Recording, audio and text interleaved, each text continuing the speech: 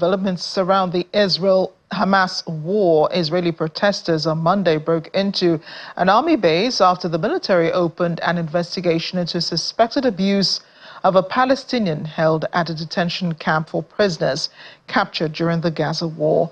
The military said its advocate general had ordered the inquiry following suspected substantial abuse of a detainee. It provided no further details. The Israeli Army radio said military police arrived at the Tayman detention site, where about 10 reserve soldiers were suspected of abusing a prisoner captured from an elite unit of Palestinian Islamist group Hamas. Protesters also gathered at the Beit Lid military base, holding signs and speaking against the probe.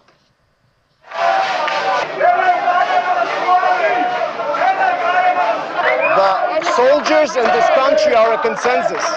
If they touch our soldiers, we'll build a shield wall. The people will rise up against the government, be it left or right or whatever. Nobody can touch our soldiers. Not the people who died defending us, not my friends who died defending us, not my friends who still stay in the Soroka hospital. We're here for our soldiers, not for our politicians, not for the terrorists. No, we're here to let everybody know nobody will touch our soldiers, our brothers in arms. So it's first time in Israel that the police army, the military police, arrest soldiers from the reserve because they have a lot of claim against them. And it's actually, in the end of the day, it's the army against the army. And this is something that not happened when the time that Israel established until today. And we think the reason that it's happened because our government, and especially the legal advisor of the government, want to look nice to the court in Hague. I'm here to help our country and the whole people of Israel and the whole people of the world to help distinguish between good and evil, between good and bad. When you have monsters like that who raped, killed, burned, and looted, murdered thousands of people and should have been killed on the spot at that day, and right now, in the middle of a war, you're dealing with starting to interrogate soldiers in the middle of a war, that's wrong. That's the people that can't distinguish between good and evil, and that's what we are here to fix. That's our mission, that's our cause, and we won't give up. Meanwhile, the war on Hamas and its impacts on the people in Gaza is impacting far away the Olympics in Paris. The Palestinian National Olympic Committee today sent a reminder to the International Olympic Committee about Israel's breach of the Olympic truce. The committee president, Javier Rajoub, told journalists at a press conference in Paris that he had inquired of the IOC whether breaching the truce will bring change in IOC policy towards Israeli participation and international sports.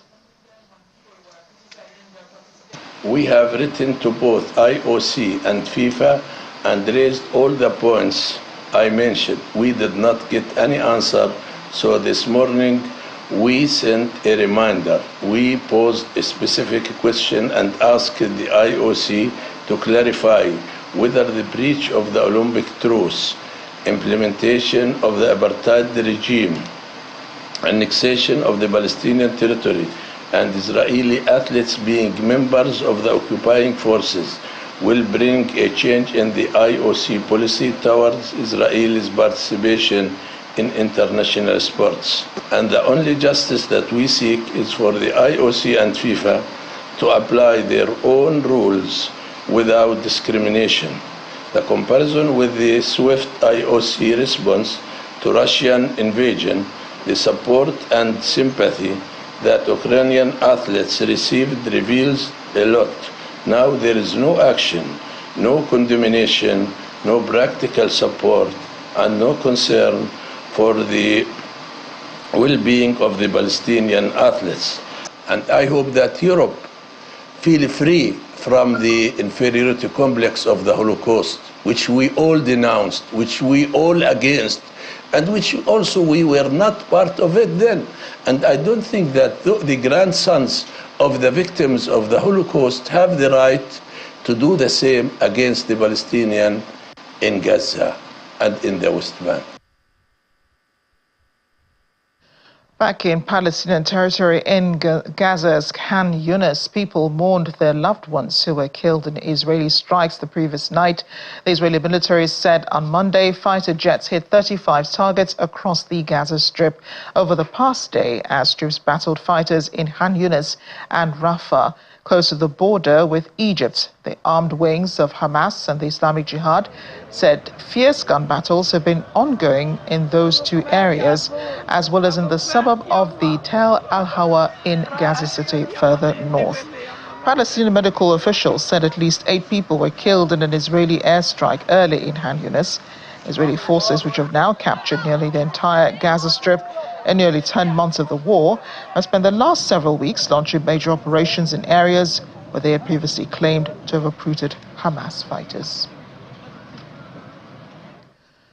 Well, thousands of Palestinians have returned to their homes in the ruins of Gaza's main southern city, Khan Yunis, after Israeli forces ended a week-long incursion there, which they said aimed to prevent Islamist armed group Hamas from regrouping. Palestinian health officials said rescue workers had so far recovered 42 bodies of Palestinians killed in the Israeli incursion. The Israeli military said its forces killed more than 150 Palestinian gunmen during the week-long raid, destroyed militant tunnels and seized weapons. After the Israeli forces left, people streamed back to their homes on foot with donkey carts carrying their belongings, and they found their houses damaged or destroyed. Efforts to negotiate a ceasefire through mediators, ongoing for months, are once again faltering. On Monday, Israel and Hamas traded blame over the lack of progress.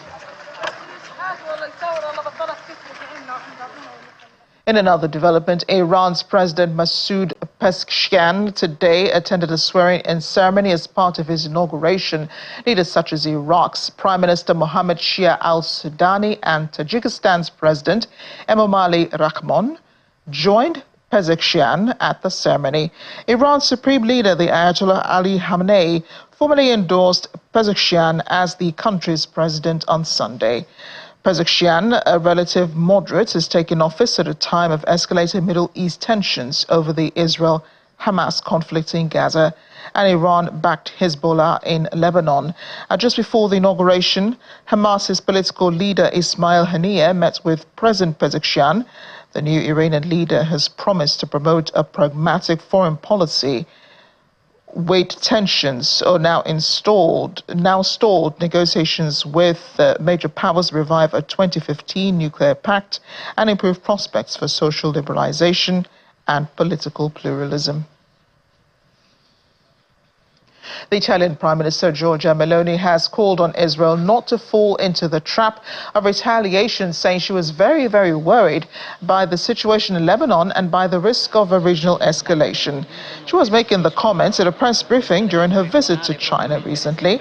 Ms. Meloni said the international community should continue sending messages of moderation and that China could help in these efforts, having sold ties with Iran and Saudi Arabia. Diciamo soggetti regionali che puntano